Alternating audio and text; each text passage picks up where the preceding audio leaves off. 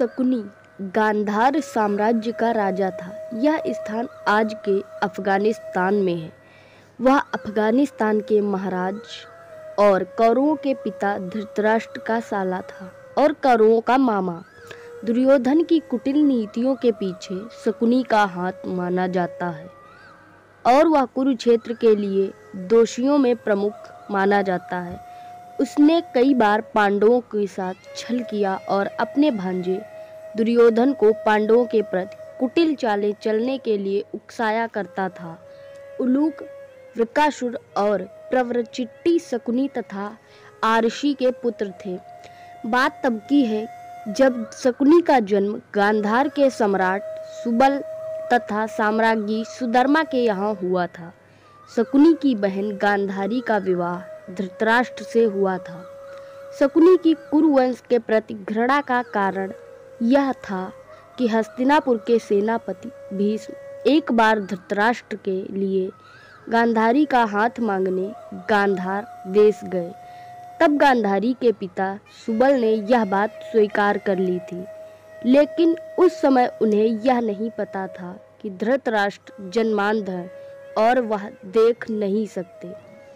इसका शकुनी ने भी विरोध किया, लेकिन गांधारी अब तक धृतराष्ट्र को अपना पति मान चुकी थी। इसलिए शकुनी ने उस दिन ये प्रण लिया कि वह समूचे कुरुवंश का सर्वनाश का कारण बनेगा। हस्तिनापुर राज्य को 2 बराबर टुकड़ों में बांटकर एक भाग जो कि पूर्णतः बंजर था उसको पांडवों को दे दिया गया, जिसे उन्होंने अपने अथक प्रयासों से इंद्रप्रस्थ, जो कि आजकल दिल्ली को कहा जाता है, नामक सुंदर नगरी में परिवर्तित कर दिया। शीघ्र ही वहां की भव्यता की चर्चाएं दूर दूर तक होने लगी। युधिष्ठिर द्वारा किए गए राजसूय यज्ञ के अवसर पर दुर्योधन को भी उस भव्य नगरी में जाने का अवसर मिला।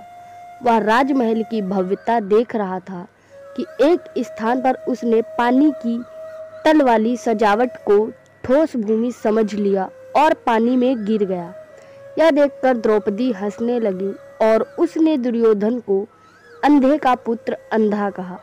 इसे दुर्योधन ने अपना अपमान समझा और वह हस्तिनापुर लौट आया। अपने भांजे की यह मानसिक स्थिति भांपकर शकुनी ने मन में पांडवों का राजपाट छीनने का कुटिल विचार कर लिया। उसने पांडवों को चौसर के खेल के लिए आमंत्रित किया और अपनी कुटिल बुद्धि के प्रयोग से युधिष्ठिर को पहले तो छोटे छोटे दांव लगाने के लिए कहा, और जब युधिष्ठिर खेल छोड़ने का मन बनाने लगते तो शकुनी द्वारा कुछ न कुछ कहकर युधिष्ठिर से कोई न कोई दांव लगवा लेता।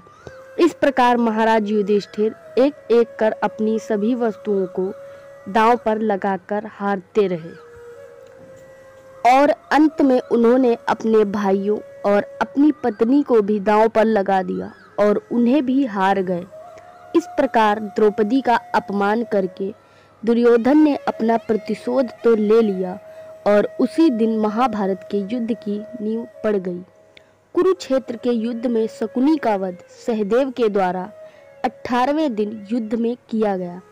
उसके सभी भाइयों का वध इरवन और अर्जुन के द्वारा किया गया था। जानकारी कैसी लगी कमेंट बॉक्स में जरूर बताइएगा। धन्यवाद। जय हिंद।